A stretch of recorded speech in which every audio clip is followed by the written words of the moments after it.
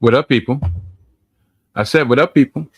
Welcome to another edition of the Sulky Thoughts of Mike Steph podcast, featuring the one and only Mike Steph, best in the world at what he does. Yes, man, I'm back for the first time in 3 weeks in this elongated format, the mothership, the flagship, if you will, of Mike Steph, or as someone in the desert out west would call me, or about to indoctrinate me as Worldwide Steph, which actually got a good little ring of it. So I ain't gonna lie, but yes, I'm back because the end of the NBA season is upon us. The New York Knicks, for all of those who have been following the live stream, the New York Knicks are NBA champions for the first time in 53 years. We're still basking in the afterglow of the success. We're still basking in the afterglow of the parade. We're still basking in the afterglow of all the hate that we've received nationwide from coast to coast. But it still doesn't change the fact that the NBA season is over. Just so happens that the New York Knicks ended up on top. And this is that time of year in which in the sports season, the sports sphere, kind of dry. Got the NBA over, draft about to come, a couple good trades just came on. Big trade is about to happen with Giannis, but doesn't really matter because guess what? We are the champions, my friend. We will be fighting to the end. This will be a common refrain. This will be a common refrain all through the summer that we are the champions of the world. But yeah, NBA season's over. You got the NFL.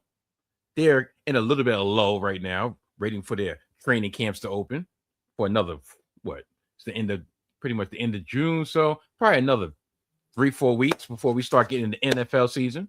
Nothing really to talk about there. And for all my baseball heads, all my seam heads out there, well, if your team is doing great, then you care about baseball. My team is the New York Metropolitans. My team is currently 9 games under 500. My team has been lifeless since probably about the second week of April. We're right after Father's Day. It's right before 4th of July. It's right before All-Star season, All-Star break. And not really to talk about. It's nothing really to talk about with my New York Metropolitans. But just for one particular individual out there, I am going to say this.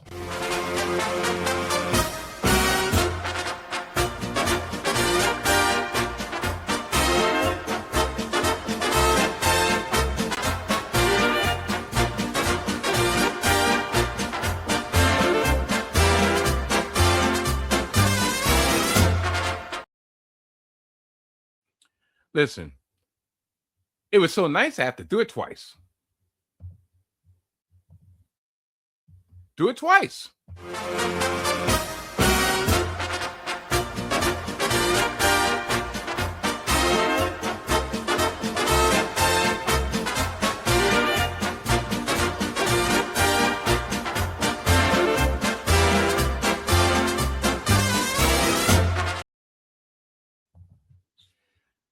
The Mets are under 500 by 9 games.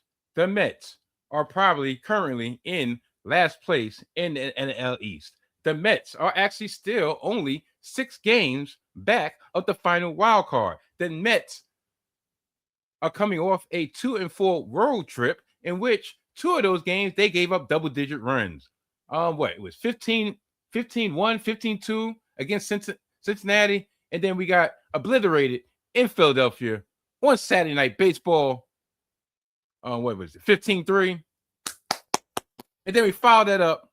Matter of fact, we got obliterated on Saturday Night Baseball on Fox, and then we followed that up on Peacock/NBC by just losing mundanely 6-2.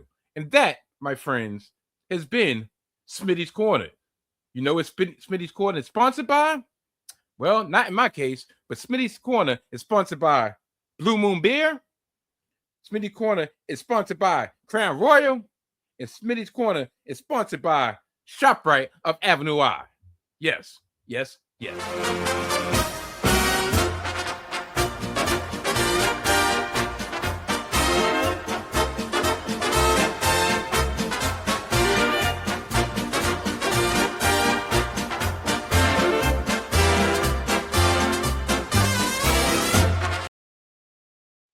Now with that out the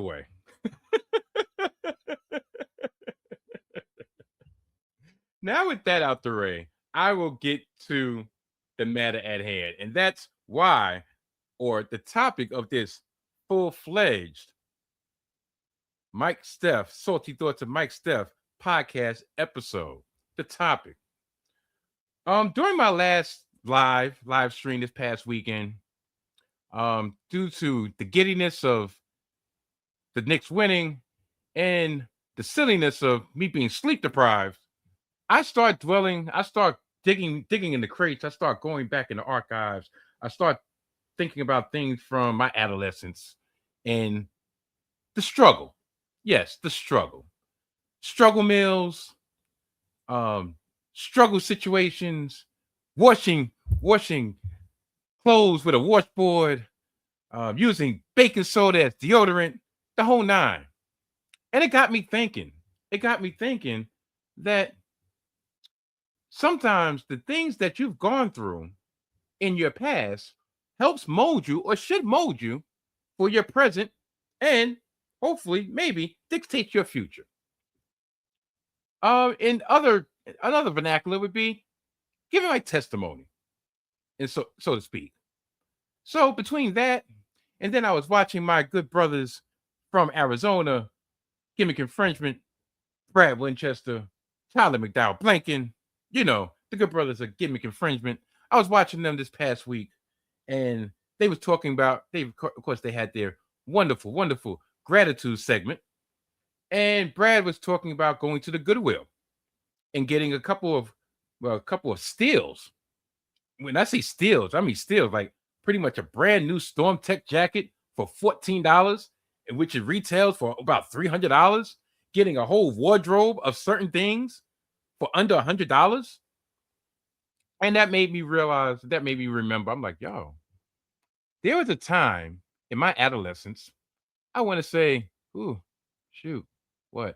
12 years old, seventh grade, that me and my mom, my mom Glenda, my mommy dearest, we moved to Buffalo under less than optimal circumstances.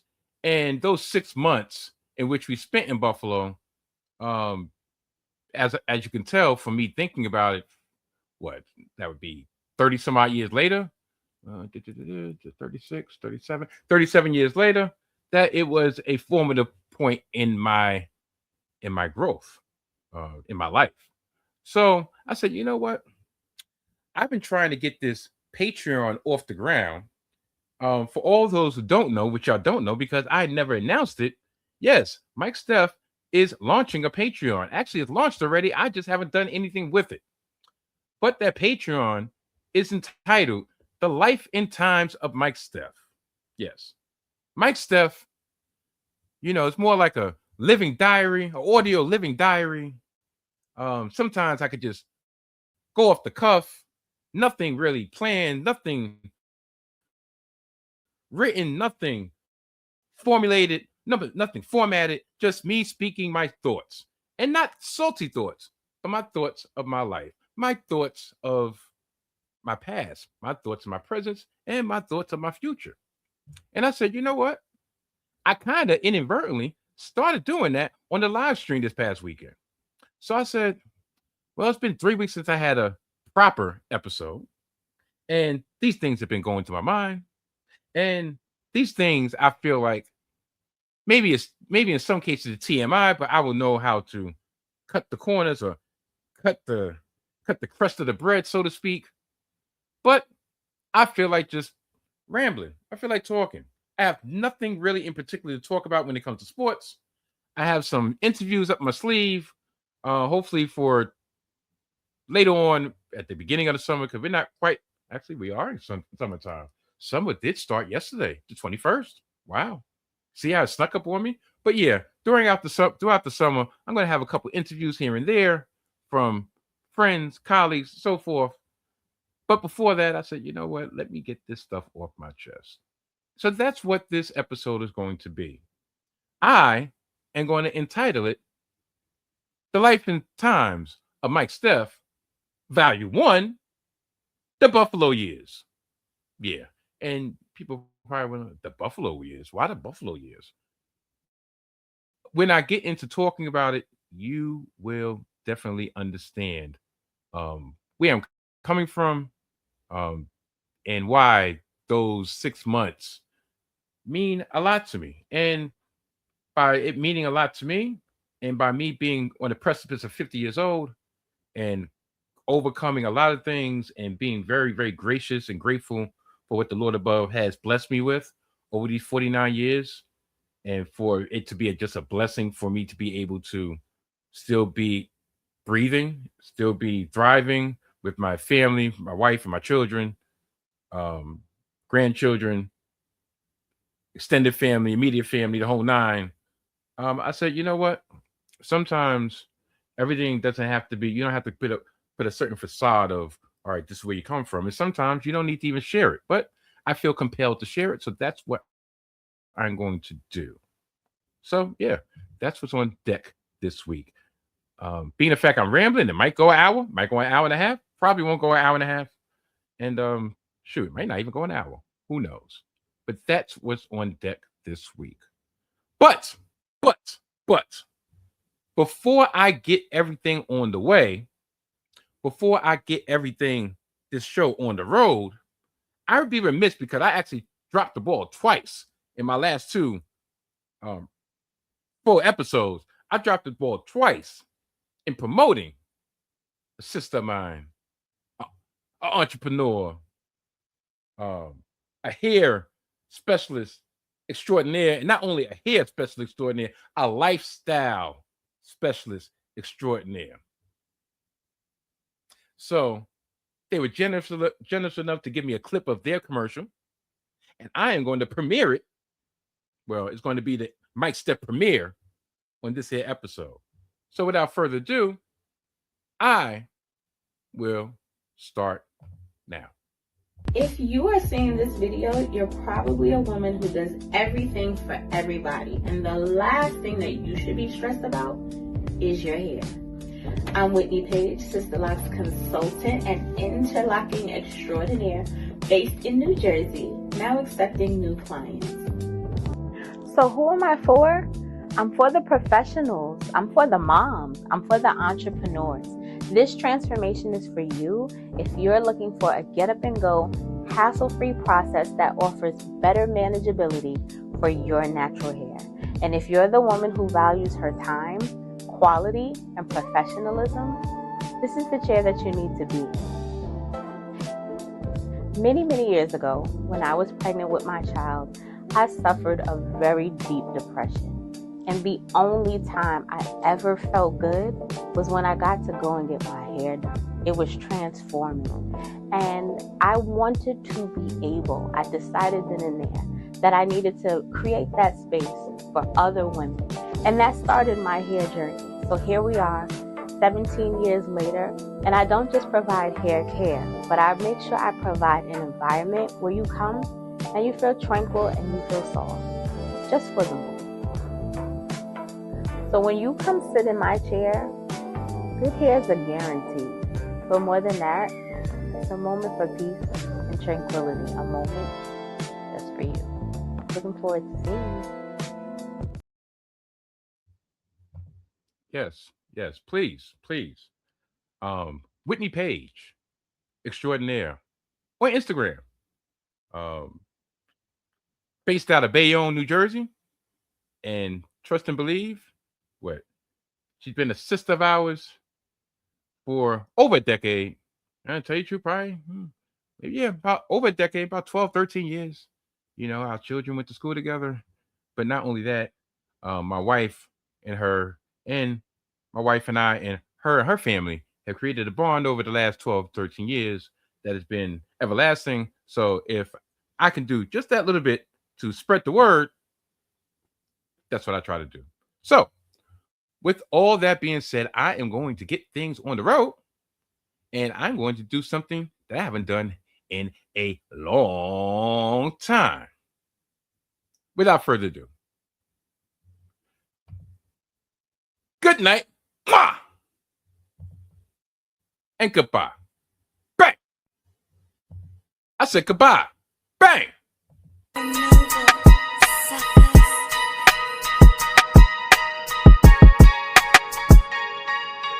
Been a long road, overcame the damaging. Anger overtook me, 2 years of managing my animals' thoughts apathetic. Mixed with passionate, the life or death of Mike Steph couldn't be more accurate. Been a long road, overcame the damaging. Anger overtook me, 2 years of managing my animals' thoughts apathetic. Mixed with passionate, the life or death of Mike Steph couldn't be more accurate. Only 101, never a. Well, the year is 1988. I am in 7th grade.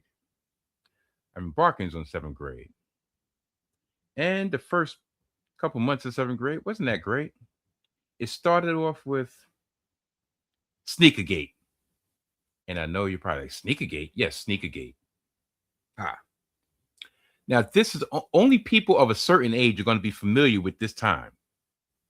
1988, Doug Williams, that prior January, led the Washington Redskins, yeah, I said Redskins because that's what they were called at the time, to a Super Bowl victory over the John Elway-led Denver Broncos by the score of 42-10, and it wasn't that close. Doug Williams became the first black quarterback to win to win the Super Bowl. I'm trying to think, was he the MVP or was the running back the MVP? I can't remember. But I know he was the first black quarterback to win the Super Bowl. So he actually gained an endorsement deal from sneaker brand LA Gear. And I know people are like, LA Gear, that was a sneaker brand? Oh, yes, it was. It was a very popular sneaker when it came to the female population, the girl population, because it started out as a girl sneaker. They had all these type of different pastel colors. I'm trying to think, did they have sparkles on the bottom of the shoes? I don't remember, but I know it was specifically a girl sneaker. But Doug Williams took the mantle to try to have LA Gear cross over to the mainstream, cross over to the male population.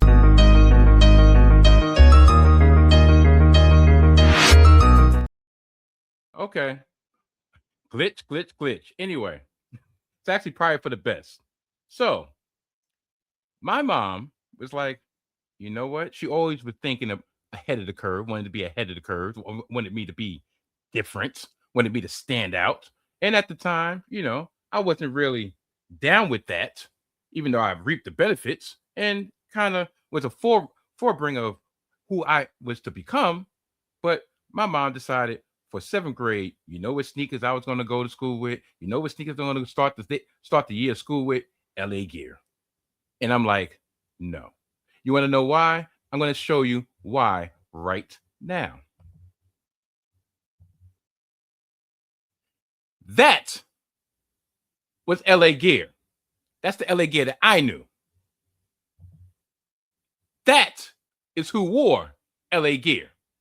Now, Doug Williams was the first, but another male athlete that you might be familiar with, Kareem Abdul-Jabbar, LA Gear. And a popular group at that time, Cool it now, don't watch out, gotta fall in love. New Edition was rocking the LA Gear. But guess what? None of that meant anything to me because I was a Nike head. Yes, a Nike head. So I had a pair of, they weren't Air Force Ones, but pretty much, maybe they were like almost like the type of, I guess they were equivalent to Dunks now. but it was that type of Nike. Everybody, you know what? Let's see if I can actually hold on 1 minute. No, I'm not gonna hold on. Anyway, I was a Nike head, right? Nike head, Pro Kids. That's what I was eating. That's what I was rocking. But mostly Nikes throughout my school time. So when I went to school, the first day of school, my mom had me rock the LA Gears. And this was around the time with acid wash jeans. It started becoming an effect. All different colors. That's when the colorful stuff started happening. So I had a pair of blue and aqua LA Gears. And back then they had two, not one, but two different type of shoelaces. Two multicolored shoelaces. So mine was white and aqua. And I had a pair of aqua stonewash or acid wash jeans with a gray and aqua shirt. And that's what I went to school in. So unfortunately, I was the butt of jokes for pretty much my whole elementary school life, from like first grade until I got to high school. So it was almost like, what's Michael gonna come to school looking like today? And I had the LA Gears. And they was like, of course, the easy joke. Oh, you got girl sneakers on. And tell you the truth, I'm not gonna lie, I felt like I had girl sneakers on, even though I knew they were boy sneakers. I was like, because no boys was rocking LA Gear. So I said, okay. So you know what I would do? I did what any other 12-year-old boy would do: put his Nikes in the backpack, walk out the house in his LA Gear, get about a block away, and do the swap and go to school with my Nikes on my feet. Make the cipher complete. What a magnificent feat that I complete. Darn, but you know what I was about to do? I was about to eat a fist right in my mouth. Because when my mom found out that I was disrespecting the LA Gear, because she wanted to know why the LA Gears were so pristine, but yet my Nikes that I wasn't supposed to be wearing were run down. Best believe my Nikes got hidden and the LA Gears were on my feet. So I said, wow, okay. So once again, like I said, seventh grade was a trying year, because that's when I first started having difficulty in school. I mean, I was a brainiac. A brainiac in the sense of I really didn't have to study. It's like everything just came to me in osmosis. So whatever I learned in the classroom, I retained it, did homework, did the test, passed the test. So I never learned how to study. And this year was the year that I actually was supposed to learn how to study, because the amount of work, especially math, I couldn't grasp the math. And yeah. So I was struggling. But I was keeping my head above water, but I was struggling. And unfortunately, things going on in the household, it was a struggle. So as luck would have it, and even though I don't believe luck, so as a blessing came down, my godmother, who lived in Buffalo at the time, who was a traveling Lutheran minister, came to New York, came to Brooklyn, and took me and my mother from Brooklyn and moved us up to Buffalo just to get us out the environment. Pretty much give me a break, and in more ways than one, give my mom a break. So we moved up to Buffalo 2 days before the end of the year, December 30th. Anybody who knows what Buffalo is, it's in Western New York, about 45 minutes, half hour away from Canada, right next to Lake Erie. So that's when I first found out what a whiteout was, which is like a blizzard in which you can't see anything. It's just white, nothing but white. So we decided to move up there in an old Cadillac. And we got up there and we went to Niagara Falls on New Year's Day, which was a choice. But I can truly say I went to Canada. That was my first out of country excursion. Was the first day of 1989. I was in Canada on the Canadian side of Niagara Falls, which is beautiful. Rainbow Mall is beautiful. The United States side of Niagara Falls, not so much. It was dangerous. It was hazardous. It was you get the view is crap. It was just disgusting, right? So now the next step is to register me in school. So we go to school, and I actually checked on the map. The school is still there. Martin Luther King Junior High School, MLK. I lived on Best, right near Pershing, which was like 3 blocks down from the War Memorial Stadium, the old Bill Stadium, on Best and Jefferson Ave, right on the outskirts of the Fruit District. So I was Griselda before the Griselda. But anyway, and this was a mixed neighborhood, well, not a mixed neighborhood, but mixed school. This was the first time I encountered busing. I was able to walk, but I actually had white people in my class, which I wasn't shell shocked because, listen, by way of my mother's relationship, I had dealing with the Italians, just like my cousins, uh my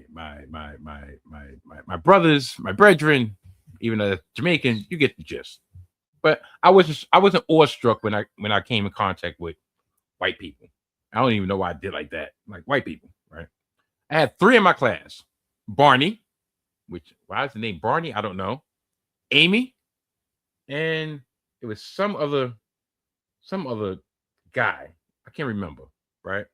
So when I came into the class, my teacher name was Miss Pickett. For anybody who lives in Brooklyn, Pickett Ave, yeah, spelled just like that.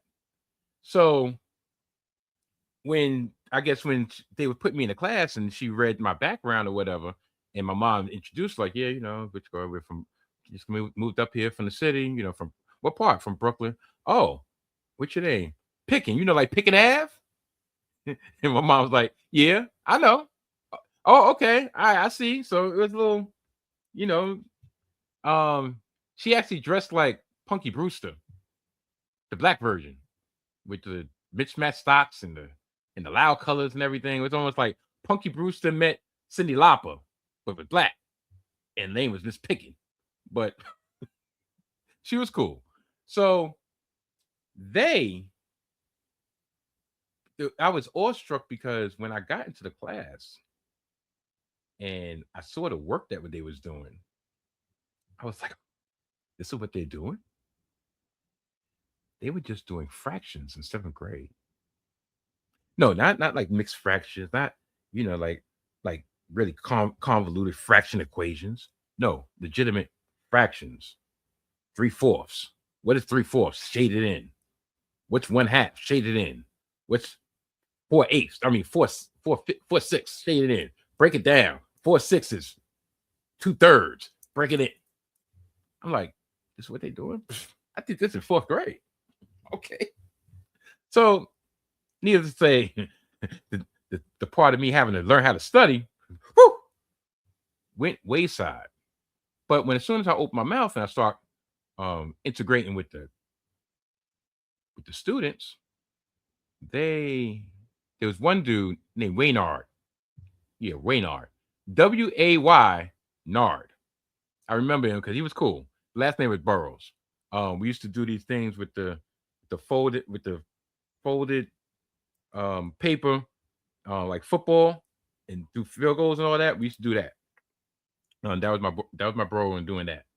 But yeah, he had in his mind that I was from the city, and he asked me, what part of the city you from? Now, that was my first time I realized that everybody else is country. Or like I thought everybody else was country and we were the proper ones. No, we're the ones with the accent.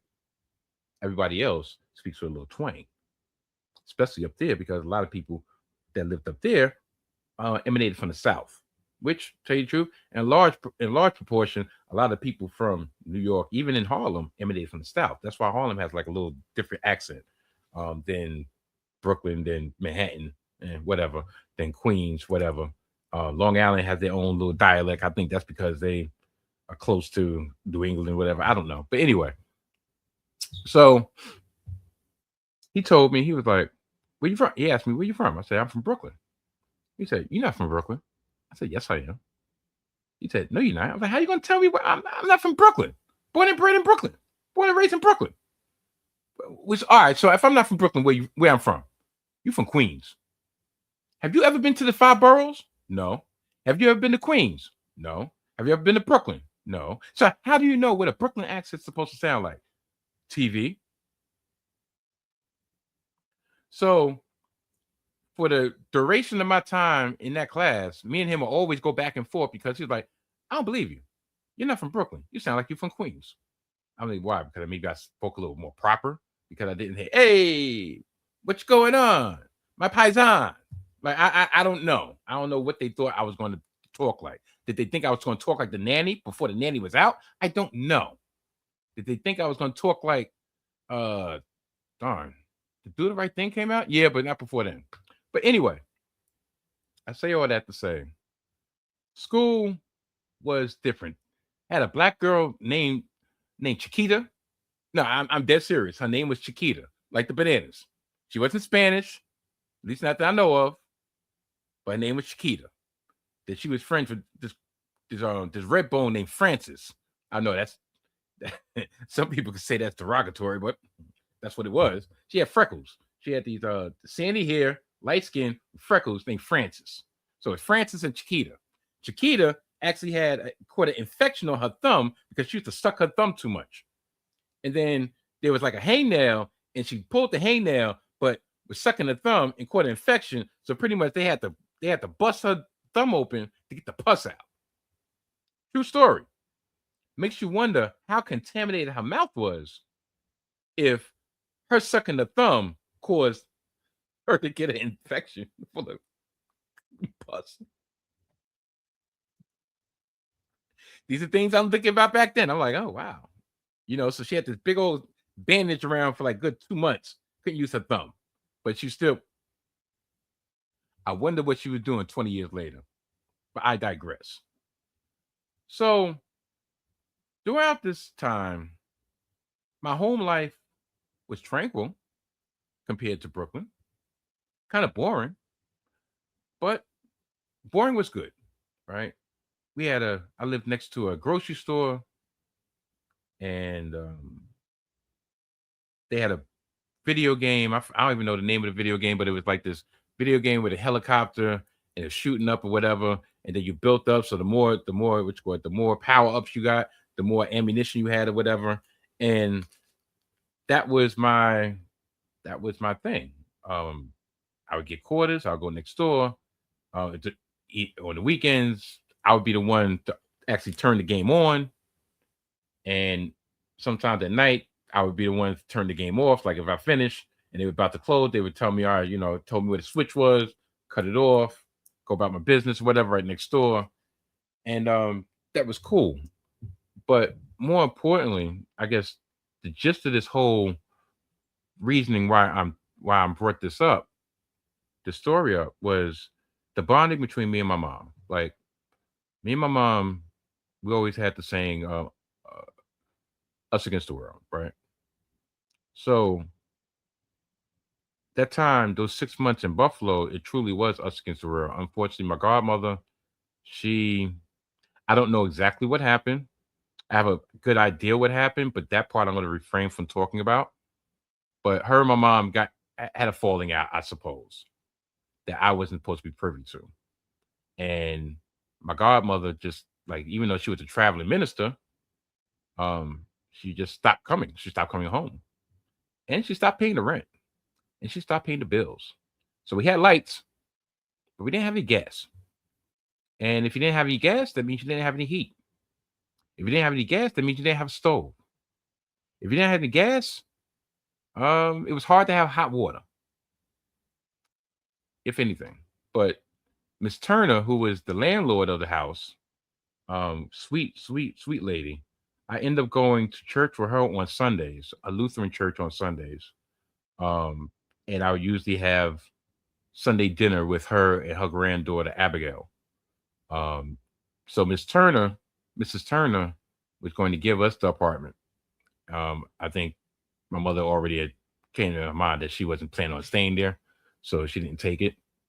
But a lot of things she kind of helped us with, like I think somehow, some way, um, that's why we was able to still have hot water, even though we didn't have heat.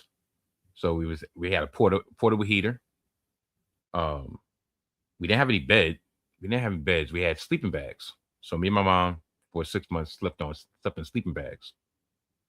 Um, we went to the Goodwill. The Goodwill was our friend. Like of course, I had my clothes that I came with, but the Goodwill was our friend. Goodwill, we was able to get the heater. We was able to get uh, hot toaster oven. We were able to get a black and white TV. Um, my mom was able to get clothes to go on job interviews. My mom went to school while she was up there to become a nursing assistant, and she graduated. She got a certificate, and she ended up working in which was rehabilitation, pretty much an old folks home. For the time that the duration we was up there, and it was one of the times. I mean, I always would say I'm proud of my mom, but that was one of the times that like I was really really proud of my mom because everything that was thrown at us, she could have just easily gave up, but she didn't. Um, the way the transit system is up there, it's one train trolley that goes from one side to another. At least back in 1989, I don't know how it is now. I'm quite sure the infrastructure is probably the same, but probably a little bit more modern. So it would be a subway in parts of the way, and the majority of the part of the city. And then when it went to downtown Buffalo, it would come up and it would be a trolley on the street. So I remember going bowling, going downtown. A lot of times we would go down Jefferson, which was almost like where kind of like the shopping district to a certain degree that wasn't downtown. The first time I ever had a hoagie, um, I don't know what it wasn't a Philadelphia cheesesteak, but it was a steak sandwich, a steak hoagie, and it was to die for. I think we was pretty much in the town where Perry's ice cream was king. So Perry's ice cream was everywhere. So we had Perry's ice cream. We had I forgot what type of chips. Was it hers? I don't remember. But I know we used to have hers, and pretty much every time my mom would get paid, um, we would go down to Jefferson, we would get a hoagie. She would get me these basketball shirts. And this is 88, 89. And I was able to find one online that was pretty close to what I wore. It was that was the style of the shirt. You had Magic with the Lakers, you had Worthy, you had Isaiah Thomas with the Pistons, you had Patrick Ewing. But that was the style of the shirt. So I want to say, because I'm a completist, I want to say that by the time we moved back to New York, I had at least a week full of shirts, at least five of these shirts. And if it was up to me, I would wear them every week, every day, every week with no problem, you know. So the times that was so simple, can it be that it was all so simple, baby? Are the times that I hold dear. Like for Easter one year, well, Easter that year. I might have mentioned this before. I know I mentioned this in a rhyme in the past that my mom chefed Easter dinner, made Easter dinner with a toaster oven. Yeah, I said it. Easter dinner with a toaster oven. A canned ham. She made a glazed ham out of canned ham with cloves. And we had mashed potatoes, we had the whole spread out of a toaster oven and a hot plate, all courtesy of the Goodwill. Now you know why told y'all that Brad talking about shopping at the Goodwill made me came up with the idea of this episode. You know, um, also we went up to Miss Turner's house and she had a good spread or whatever, and we ate there. But the togetherness, because literally it was just me and my mom. We didn't know anybody in the city. The person that brought us to the city abandoned us, literally. Do I hold a grudge? No, because it is what it is. Was it foul? Looking back, yeah. Like it wasn't sweet up there. It's like 5 degrees, and we don't have no heat, and we're in a sleeping bag. Mine's was blue, my mom's was burgundy. I remember that. We had pillows. We slept in the living room. That was our thing. Pretty much our heat, our sleeping bags were close together so we could actually form heat with each other. You know, so I say all that to say I'm not new to struggle. I'm not ashamed to say of the struggle that I came from. You know, dare I say, the struggle that I came from made me who I am. Like knowing that every 2 weeks we were going to get a certain amount and that amount had to last us for another 2 weeks. Whether it was fives, tens, singles, quarters, nickels, pennies, every cent counted. Everything was accounted for. And everything we were grateful for. I saw 2 movies while we were up there because my mom made a point that every time she got paid, she made a point that we were gonna go out. She was gonna take me out. She's gonna take me out to a movie and something to eat. I didn't ask for much, but I was grateful for everything. So one of the movies we saw, See No Evil, Hear No Evil. Richard Pryor and Gene Wilder. This is a classic movie. A classic movie. Some people said this was supposed to be reminiscent of Bustin', no, not Bustin' Loose. Every Which Way But Loose, I believe. And another 70s movie that I'm blanking off right now. But this was probably one of Richard Pryor. This was one of the times this was during the time Richard Pryor had a slight renaissance, because he had this movie. He had Bruce's Millions, which I loved to this day. So now there's a common thread between this movie and this movie. No Holds Barred. No Holds Barred was Hulk Hogan's first starring role movie. Well, first movie with a starring role. This was in '89.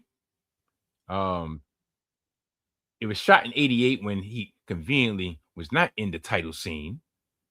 And he was against Tiny Lister, aka Zeus.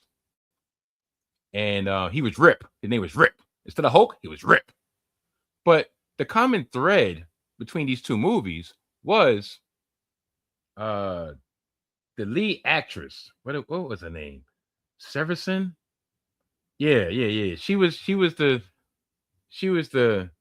lead actress in No Holds Barred, and she was the lead actress in See No Evil, Hear No Evil. No Holds Barred was a terrible movie. No Holds Barred is a movie that I will probably never watch again. But because of the time that I saw it, it does hold sentimental value to me. Now, to bring this full circle,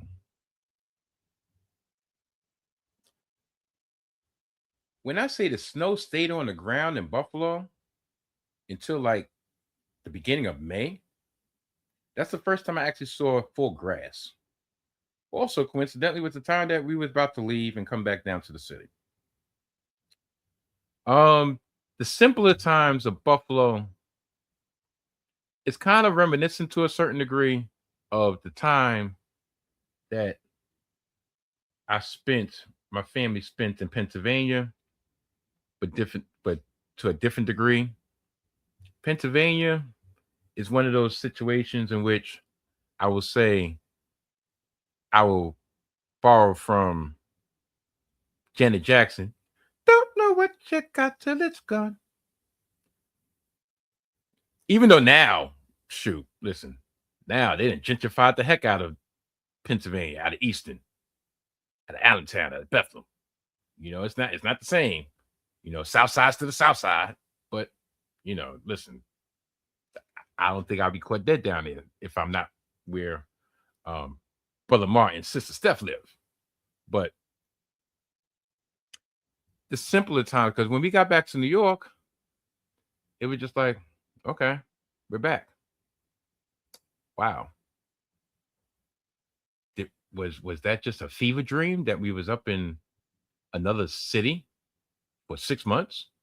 Like, that was the last stop of our people would say that I lived the life of a gypsy when I was little. Born in Brevoort. Then from Brevoort, I moved to South Bronx, South Bronx, right down the block from Yankee Stadium. Stayed there for maybe about a year. More or less, on and off. But always went to Brooklyn for school. So I never went to Bronx. I never went to school in the Bronx. Then we came back to Brooklyn. Then we went out to Queens, Flushing, Queens to be exact, Casino Boulevard, and something else. Stayed out there for a year. First time I had my own room since I was little. I liked it. Situation wasn't tenable, so we didn't stay there for the long haul. But I can truly say I have pretty fond memories of that. Then we came back. Then we went to Buffalo for 6 months. Then we came back. So the only borough I never lived in, sans Staten Island, was Manhattan. I lived in the Queens, I lived in Brooklyn, and I lived in the Bronx, South Bronx, but never lived in Manhattan. And for good reason. Who wants to live in Manhattan? Even if you're rich, who wants to live in Manhattan? But these are the times I think about when I'm trying to process certain things that, let's say, aren't going my way in current times. And what I've learned, especially over the last couple months, is that you have a choice. You can choose to dwell on the negative, or you can look for the positive in any quote unquote negative situation. The choice is yours. You must choose.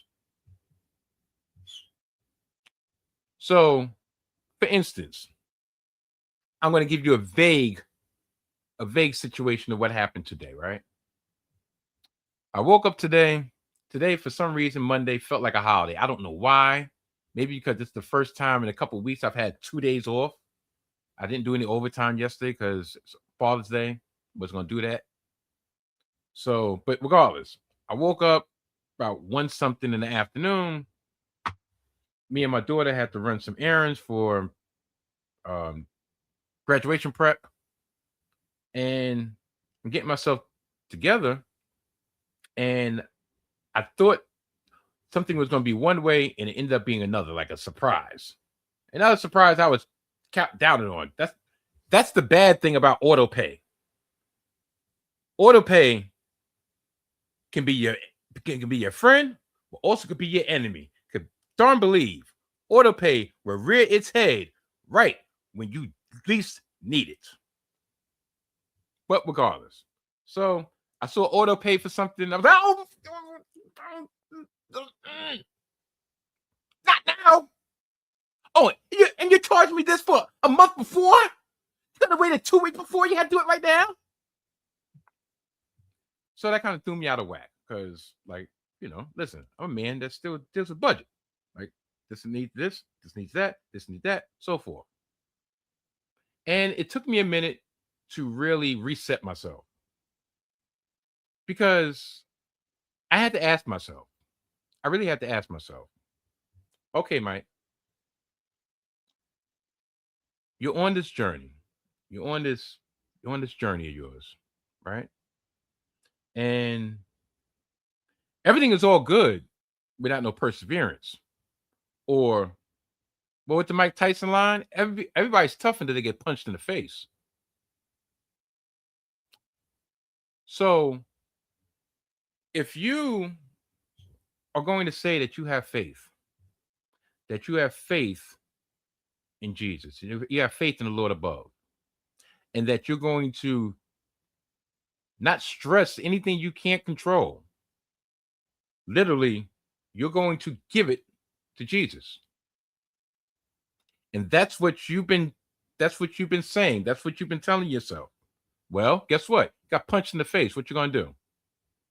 Are you going to revert to thinking you could do it by yourself? Are you going to revert to worrying? Are you going to revert to fretting, stressing, getting aggravated over something that you can't control? Or are you going to put your actions where your mouth is? Are you going to take that punch in the face and say, you know what? I ain't glass jaw. Listen, he got me. So that's kind of what happened today. But it also made me think and made me process. It took me a minute because, listen, nobody's perfect. I'm darn sure not perfect. Everybody's human. Humans aren't perfect. So it took me a minute to like kind of gain my bearings because, like, when I said, yo, which guard, somebody rocked my jaw, yeah, auto pay rocked my jaw. Like, oh, darn, not that. So after I got my bearings, I'm like, all right, listen. I'm gonna say a prayer. I'm gonna ask him for strength.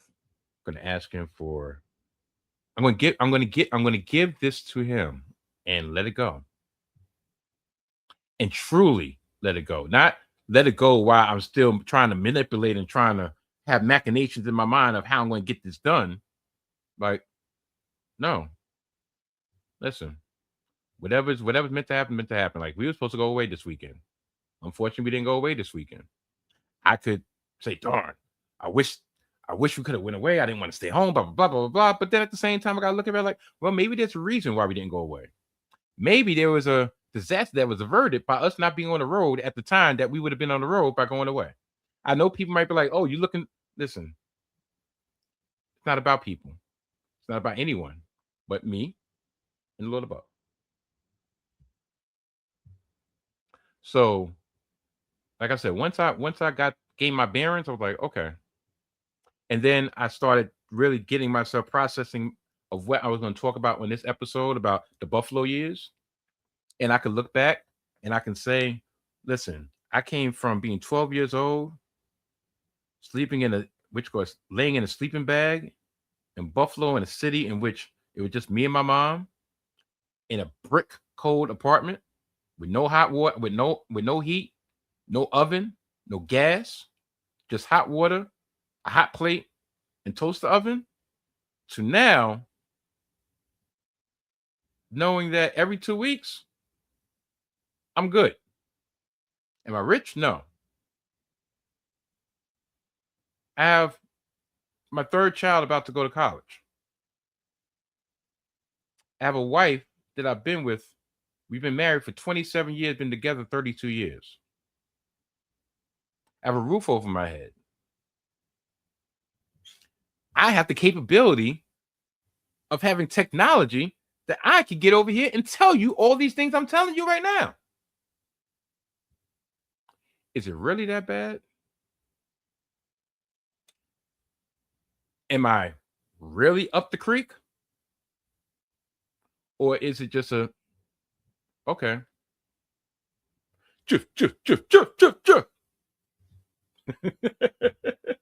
There's only one person that would get that reference, and I know he's looking down. You're rude. That was for you.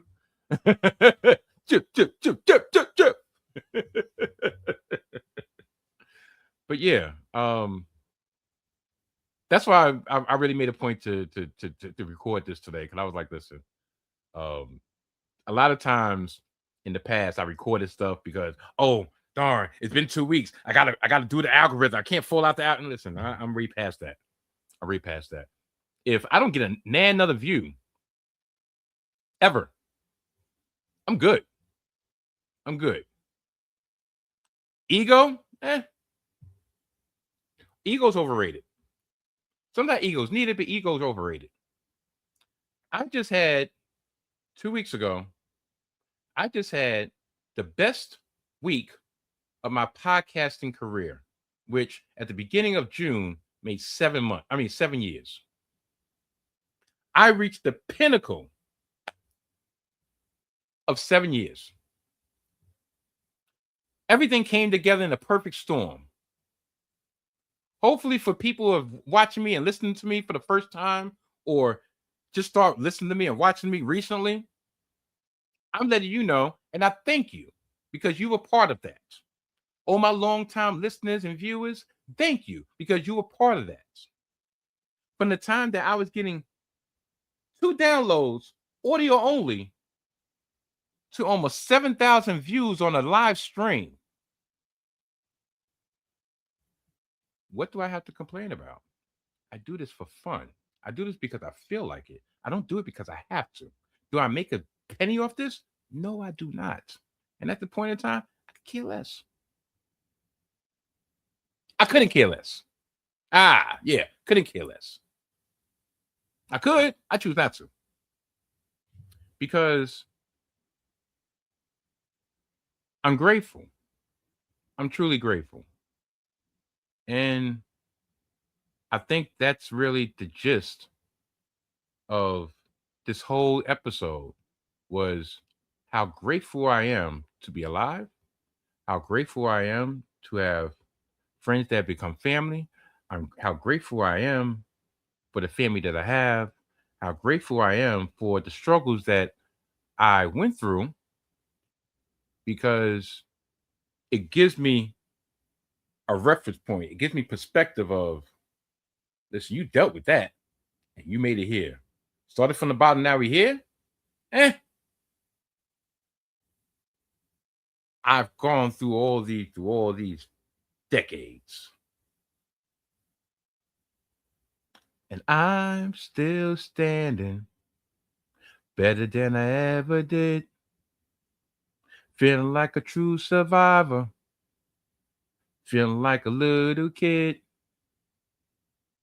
I'm still standing after all this time. Pieces of my mind. I'm alive. I'm still standing. Yeah, yeah, yeah. I'm still standing. Yeah, yeah, yeah. Well, people, that brings us to the end of another edition of the Salty Thoughts of Mike Steph podcast, featuring the one and only Mike Steph, best in the world at what he does. I would like to thank you. That's right, you, the viewers, the ones who choose to view and the one who choose to listen to this zany podcast of mine. Some news just came through the wire, aka my phone, aka via text. The Miami Heat have acquired Giannis Antetokounmpo from the Milwaukee Bucks. And as via ESPN, it says the following. After a year-long saga, Bucks franchise icon Giannis Antetokounmpo and forward Bobby Portis has been traded to the Miami Heat in exchange for All-Star Tyler Hero, Kyle Ware, Jamie Jacques Jr., Capareris Giannakonis, if that's his name, 3 first-round picks, including number 13 in Tuesday's NFL NBA draft, 1 pick swap, and 1 second-round pick, sources tell ESPN. Along with the 13th pick in this year's draft, the Heat are sending the Bucks unprotected. The Heat are sending the Bucks unprotected first rounders in 2033 and 2031, a pick swap in 2030, and a 2033 second rounder. The deal ends Antetokounmpo's 13-year tenure in Milwaukee, which included 10, that's right, 10 consecutive All-Star appearances, 2 MVP awards, and the 2021 NBA championship. And you know what that means? You know what that means to us Knicks fans? Absolutely, positively nothing. Tell you the truth, that's probably the best scenario for the Knicks fans, because now we don't got to worry about Milwaukee. Not like we were worried about Milwaukee, but Milwaukee's a non-factor. Boston still has a Jaylen Brown problem because they let it be known that they were willing to trade Jaylen Brown for Giannis Antetokounmpo, and he is still on the Boston Celtics. And if anybody thinks that this is going to move Miami that much closer to the NBA championship, or dare I say, that much closer to coming out the East. So it seems like we got 3 shots for 1 foul. Once again. Yeah.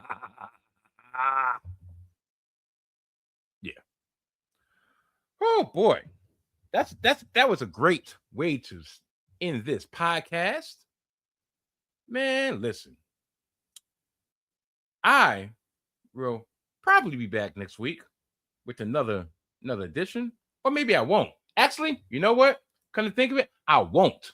Not with a full-fledged episode, because next week, next Sunday, i.e. Monday, or next Sunday and Monday, I will not be in the city.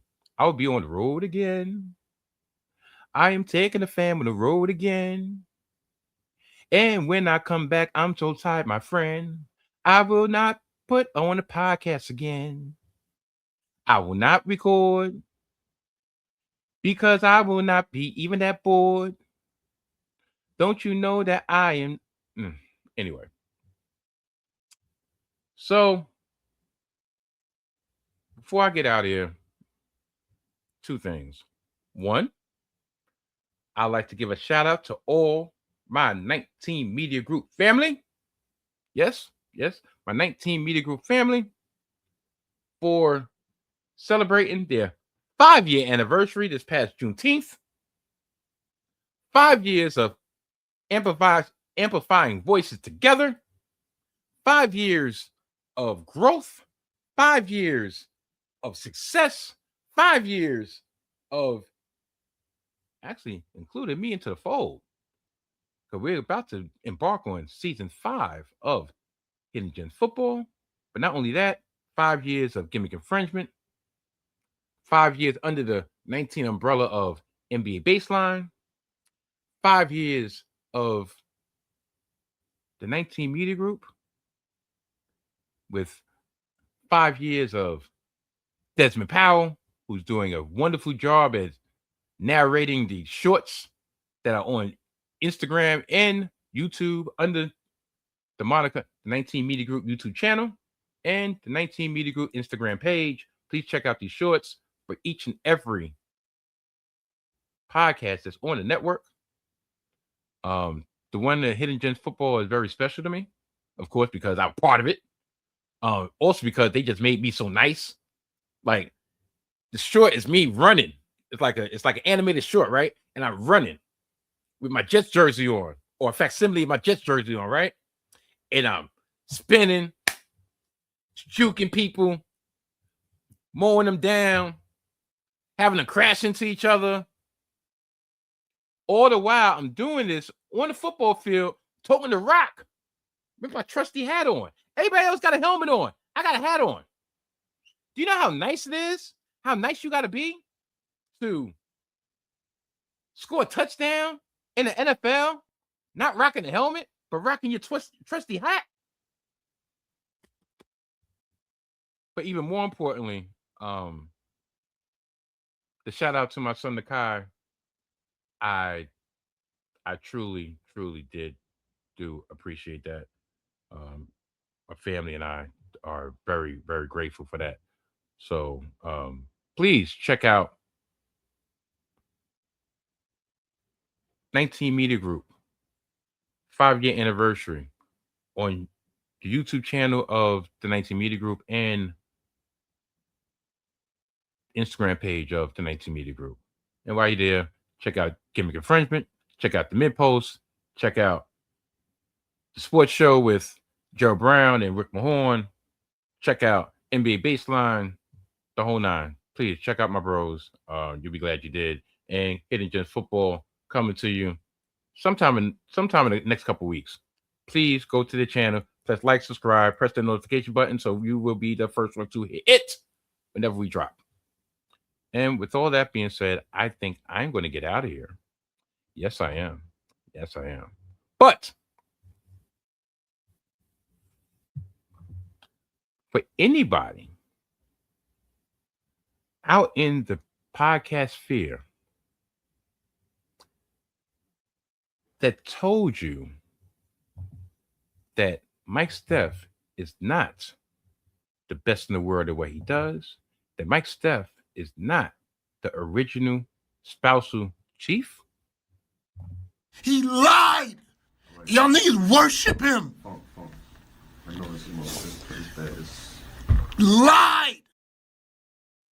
yeah, lied, I tell you. But not only that, there's a lot of people out here perpetrating. There's a lot of people out here that got the Bobby Brown jaw that's lying in your face, telling you that they are the best podcast, that they are the ones, that they are those niggas. And this is what I have to say to them. If there is one thing I can't stand, it's not one, but two dumb bitches.